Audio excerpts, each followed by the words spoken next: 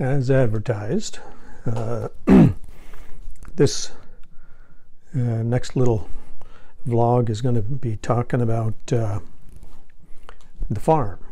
We've got some farm property about 3 miles outside of town, and I'm going to try to talk reasonably quickly because I've got over 650 pictures here, and so I want to, of course, get through them all. So the first picture is just of the farm itself. Now, the interesting thing is that the tree off to the side is called a carmi tree, off to the left there, and that's no longer there. And the two buildings that you can see are no longer there. Nevertheless, the farm is there, but it's kind of a nice scene.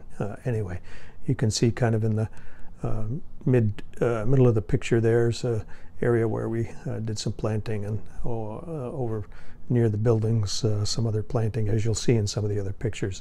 And beyond that are some rice paddies. Those particular rice paddies don't happen to belong to us, but they're close by. Here's a picture of the building that doesn't exist anymore. That's my brother-in-law's tricycle. And a banana tree, which, oh yeah, you can see some bananas up there. So there's plenty of fruit growing out there. This is another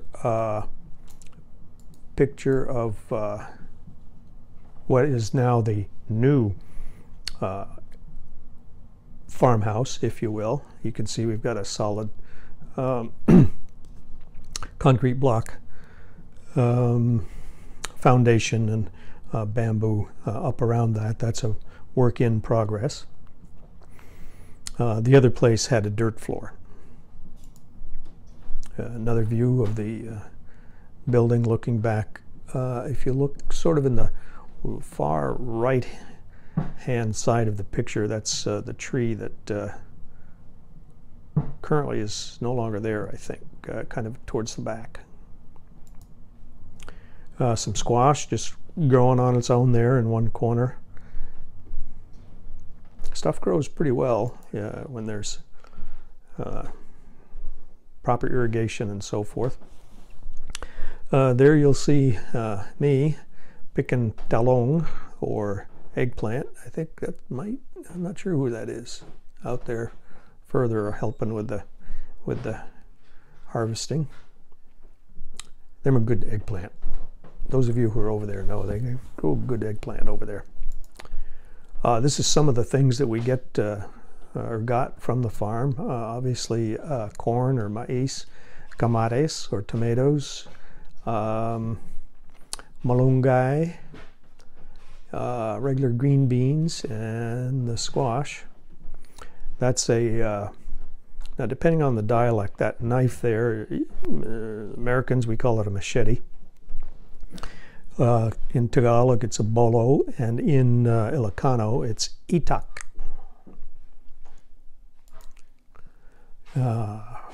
One time, we also grew our own peanuts. Those were good too. Oh yeah. Now this is that tree that, the semi-long story, but it's not there anymore, which is too bad. That's called a carmi tree, and you see it's got yellow fruit on it. I don't know. You can see the yellow there, and that's a little fruit. We'll get you a close-up here in a bit. A couple of boys up there in the tree chopping away, cutting down some of the fruit, and other times they just pull it off with their hands and toss it down, and then we gather it up. Another view. Now this is another tree, and you can see a kid way up in the upper right-hand corner. This is, wait a minute, I got to ask the authority here. What's this tree called, babe? Alakong. The alakong tree, and this funny little stuff. You kind of chop off some of the branches, and they come down, and these are the parts that you harvest. Funny little wormy looking things that you can cook in various ways, but they're quite delicious and apparently also quite expensive if you don't have your own source. There's our immature rice or palay. They call it miracle because they just grow little like this. Oh, okay. Miracle rice. I don't know if you heard that, but they call it miracle rice because it's They call it mature rice because small plants. And then those are transplanted into the paddies later on. Now, this is a harvesting, no, this is a planting operation. You can see the fellow over on the left is planting. Fellow on the right has the kuliglig. I don't know if I've talked about that yet. I think I did in one of the other vlogs. Anyway, that's the kuliglig, which you can hook various attachments to. And in lieu of a carabao, it'll pull a device around that'll sort of dig up the rice paddy so you can plant your rice. When I did the original narration, I forgot that I had this little clip of the kuliglig in operation with sound. So here you go.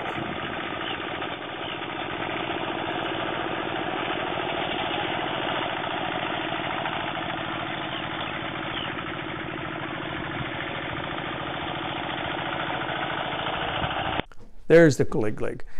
This one, I should have put the pictures back the other way, but that's okay. So currently, you can see in this picture, it has a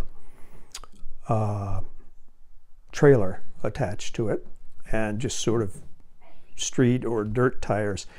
In the rice paddy, you hook up these metal, almost paddle wheel kind of things that'll go through the mud and water. That's a one-cylinder. I think it might even be diesel, but it's a one-cylinder engine. I don't know that much about them. You can also hook that kuliglig up to the this device here, which is a pump over on the left-hand side, which you can't really see. There's a attachment where you can hook a pulley from the kuliglig to that, and that'll run that pump, which sucks water up from a well underneath, and then you can see there's a pipe leading off for irrigation into the rice paddy. Incidentally, it's called a kuliglig because, as I say, it's a one-cylinder engine, and when it's running, it kind of goes kulig, kulig, kulig, kulig, kulig, kulig, kulig, kulig. And so that's where the name comes from, at least that's what I'm told.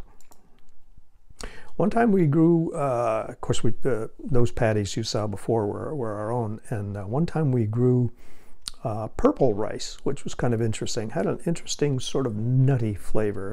It was really quite good.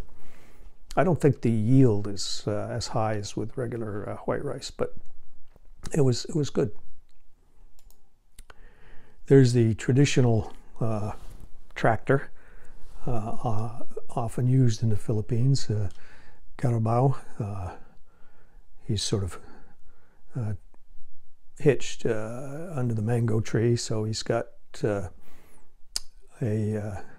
bunch of shade there, nice and comfortable. This is a traditional Philippine cow.